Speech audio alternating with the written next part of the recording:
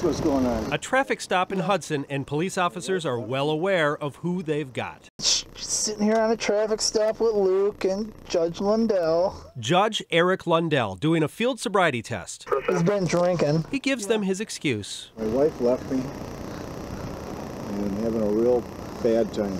I know what you're saying, Your Honor, but you understand the position we're in, correct? Where's the old police courtesy, you know? I mean,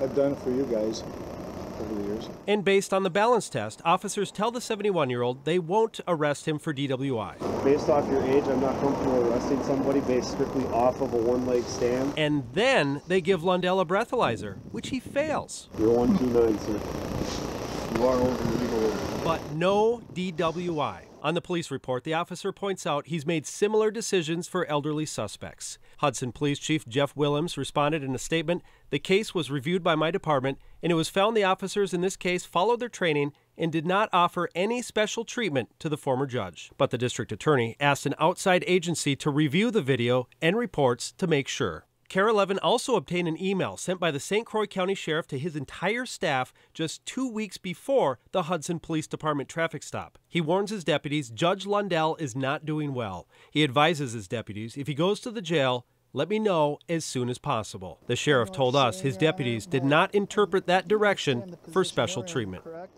And we could learn the results of the independent review of the traffic stop very soon.